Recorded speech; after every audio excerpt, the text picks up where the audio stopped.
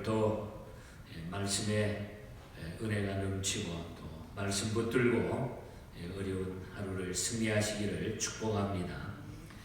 11장에서부터 이 솔로몬의 타락과 쇠퇴의 길을 걷게 되는 이스라엘의 역사가 전개됩니다. 우리 어제 아침에만 봐도 솔로몬의 그 절정기, 그 나라가 얼마나 부강했고 얼마나 많은 복을 누렸고 많은 사람들이 찾아와 지혜를 배우러 금문 부활을 싸가지고 찾아올 정도로 부강한 그런 나라와 그런 모습이 바로 11장에 와서 솔로몬의 그 변절과 타락의 모습으로 나타나고 있는 것을 보게 됩니다.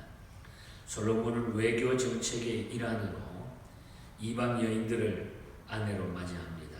그 결과 이스라엘 내에서 우상 숭배가 그때부터 공공연히 행해지게 되었고, 하나님은 이러한 솔로몬에게 대적을 일으키게 해서 징벌하겠다고 선언하고 결국 솔로몬 왕조는 무너지고 나중에 분열되는 이런 역사가 나타나는 것을 우리는 보게 됩니다.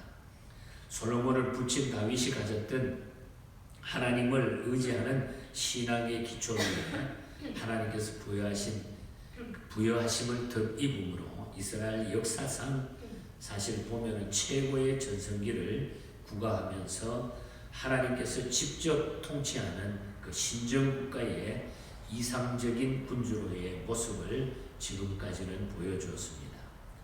10장에서 우리 어제 아침에 10장에서 그 절정기에 달했던 솔로몬 왕조의 모습을 보았던 것입니다. 그러나 오늘 11장에 이제까지 모습과는 대조적으로 솔로몬의 그 타락과 그에 따른 하나님의 심판과 경고로 인한 비참한 그의 말로를 소개하고 있는 것을 알 수 있다는 것입니다. 과연 솔로몬도 타락할 수 있었는가의 질문을 던질 정도로 우리가 이 솔로몬을 바라보게 되는 것입니다. 그에 대한 답변은 너무나 자명합니다. 인간은 모두가 다 연약한 존재이기 때문에 누구나 다 타락할 수 있다고 하는 가능성입니다. 그래서 우리가 정말 하나님 앞에 살아가면서 하나님과의 관계를 계속적으로 우리가 유지하지 않으면은 교만해지거나 또 세상에 눈을 돌리다가 보면은 우리는 이렇게 타락하게 된다는 것입니다. 이렇게 솔로몬의 타락의 모습을 보면서 이 땅에 의인은 없나니 단 한 사람도 없다고 하는 로마서 3장 10절의 말씀이 이 구속사적인 대명제가 새삼스럽게 기억되는 그런 장면입니다. 그래서 오늘 아침에 솔로몬의 변절과 타락에 대한 이야기를 잠깐 하면서 오늘 우리에게 주시는 귀한 깊은 교훈을 다시 깨닫고 또 우리는 이 말씀이 오늘 우리가 살아가는데 오히려 더 큰 힘과 능력이 되었으면 좋겠습니다. 자, 그의 타락의 원인이 무엇일까? 솔로몬의 타락의 원인이 무엇일까? 솔로몬의 타락의 원인은 부와 정욕이었습니다. 솔로몬에게는 1000여 명의 여인이 있었다. 오늘 본문도 분명하게 말하고 있습니다. 솔로몬은 아마도 처음에는 평화를 유지하고 나라를 강하게 할 정치적인 목적으로 인접 국가의 왕실과 정략 결혼을 시도했던 것으로 보입니다. 그 당시는 그것이 별로 보기에 싫거나 잘못된 것이 아니었기 때문에 위대한 나라로, 강한 나라로 서기 위해서 정략적인 결혼을 많이 했습니다. 그리고 많은 처첩을 거느렸던 것은 부와 권세를 열방에 나타내는 수단이었던 것입니다. 그러나 솔로몬의 그러한 정책은 결국 하나님보다는 인간적인 생각을 앞세운 처사가 되었습니다. 특히 이방 여인과 결혼하는 것은 하나님의 계명을 범하는 중대한 행위입니다. 신명기 7장에 보면은 이방 여인과 결혼하는 것을 다 금했는데 이것은 하나님의 계명을 범하는 죄였던 것입니다. 더 나아가서 솔로몬은 이방 아내들의 미혹에 빠져가지고 그들이 다 가지고 들어온 섬기는 우상 숭배를 하게 되고 가중한 범죄까지 자행하게 되는 이런 모습이 나타납니다. 사람은 그렇게 되게 되어 있습니다. 결국 죄의 시작은 족한 줄 모르는 마음에서 시작이 됐다 하는 것을 알 수가 있죠.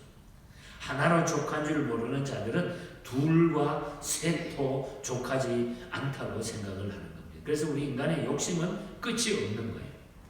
2개 가져보면 또 3개를 갖고 싶은 생각이 드는 거고, 결국은 부와 정욕과 그 명예욕 때문에 이 솔로몬은 타락하게 되는 이 모습이 나타나고, 나중에는 점점 그렇게 가다가 보니까 하나님 생각은 자꾸 나지 않는 거예요. 언제 그랬냐 하는 식으로. 그러니까 결국 하나님은 그것을 그냥 둘 수가 없는 것입니다. 죄는 이렇게 하나로 시작하면 둘로 옮겨가게 된다. 하나로 시작하지만 이 죄라고 하는 것은 둘로 옮겨가게 된다는 겁니다. 솔로몬이 이방 여인들과 그리고 천여 명의 여자들을 거느리면서 살더니 나중에는 그 이방 여인들이 섬기는 신까지 섬겼다고 그러지 않습니까? 아마 솔로몬은 하나님을 섬기는 일을 중지하지는 않았을 것입니다. 또 처음부터 이방 여인들을 위해 가지고 이방 산당을 만들려고 하지도 않았을 것입니다. 하지만 육적인 일에 몰두하다가 보면은 영적인 진지성을 잃어가는 법입니다. 자꾸 우리가 육적인 것에 너무너무 치우치다가 보면은 영적인 진지성을 자꾸 잃어가게 된다는 거예요. 우리가 신앙생활도 마찬가지입니다. 교회 생활도 마찬가지. 자꾸 세상으로 치우치다가 자꾸 쉬다가 보면은 영적인 진지성이 없어지게 돼 있다는 거죠. 그냥 뭐 그렇게 해도 괜찮네.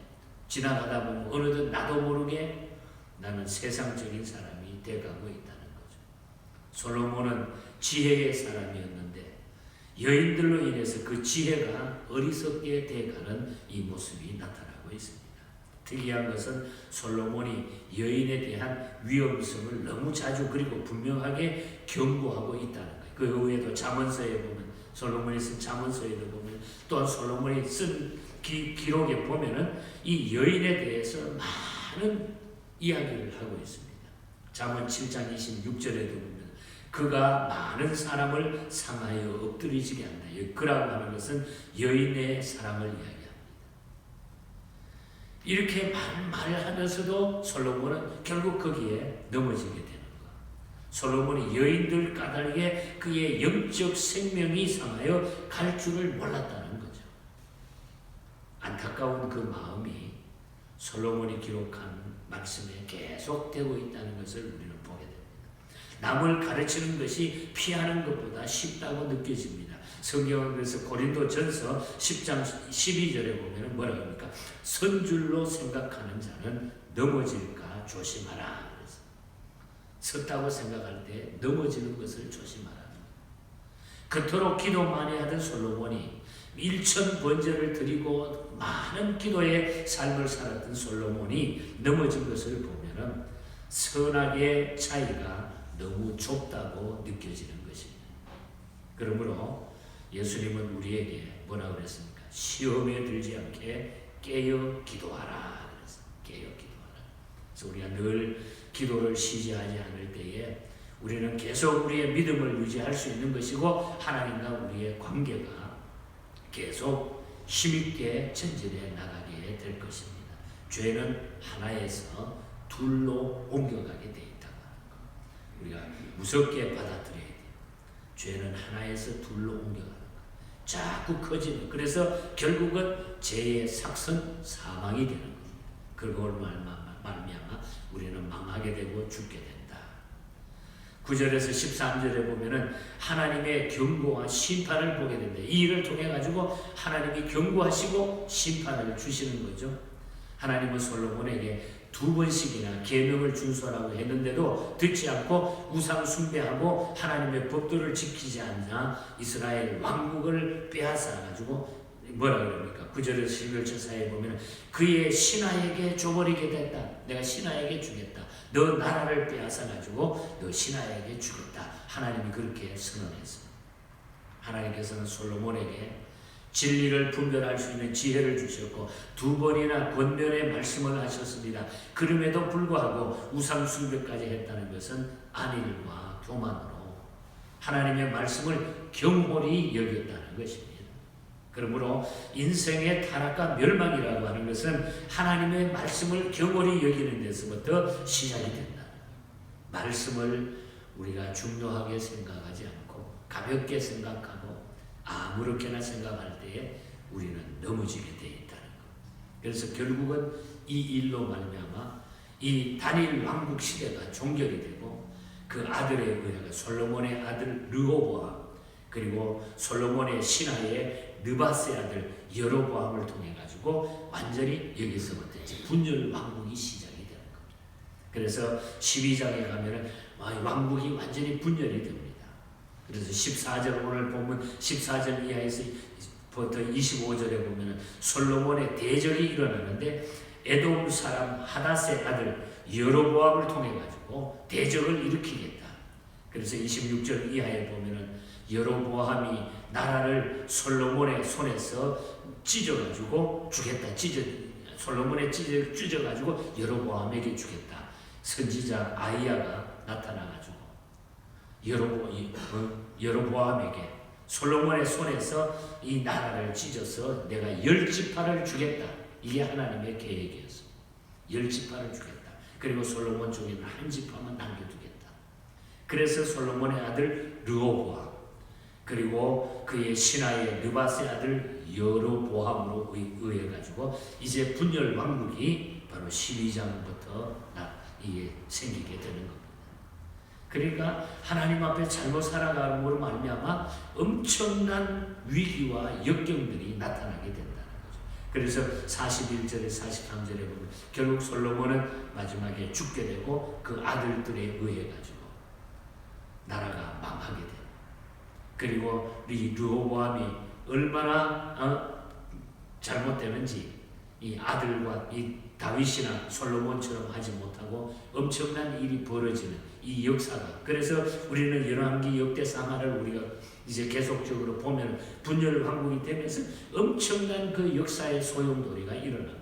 죽이고 죽고 죽이고 죽고 이러한 역사가 쭉 나타나는 것을 보게 됩니다. 그래서 우리가 하나님과 멀어지게 되면 인간의 욕심이 앞서게 되면 우리의 교만이 앞서게 되면 결국은 우리는 망하게 된다. 무너지게 된다. 어떤 것도 하나님 앞에 설 수가 없다.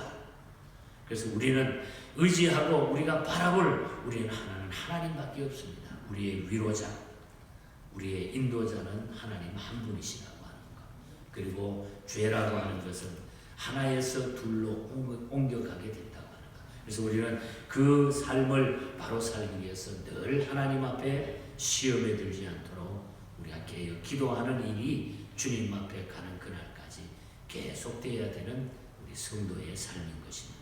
이 믿음으로 이 어려운 시절에 우리가 다 이겨나가시고 믿음의 사람으로 여러분이 지켜야 할 것, 또 끌고 나가야 할 것, 이겨야 할 것 다 이길 수 있는 모두가 되기를 주님 이름으로 간절히 축복합니다. 하나님 아버지 감사합니다. 하나님을 떠나면은 세상의 그 부귀영화도 그 엄청났던 모든 것들도 사라지게 됨을 저희들이 바라보았습니다. 죄의 삭선 사망입니다. 죄는 하나에서 둘로 또 옮겨갑니다. 우리가 이 무서움을 기억하고 언제나 깨어 기도함으로 우리 하나님과 우리의 관계에 틈이 생기지 않도록 늘 성령 충만한 영적인 사람으로 살게 하여 주시옵소서. 육적인 삶에 치우쳐서 우리가 실패하지 않도록 모든 일에 함께하여 주시옵소서. 오늘 하루도 우리 모든 예언의 가족들 어디에 있든지 간에 일일이 지키시고 안보해 주시옵소서. 성령 충만케 하시고 모든 장소에서 우리 하나님 예수 그리스도의 향기를 나타내는 이런 아름다운 삶을 살아가게 하여 주시옵소서. 거룩하신 예수님 이름으로 기도하옵나이다.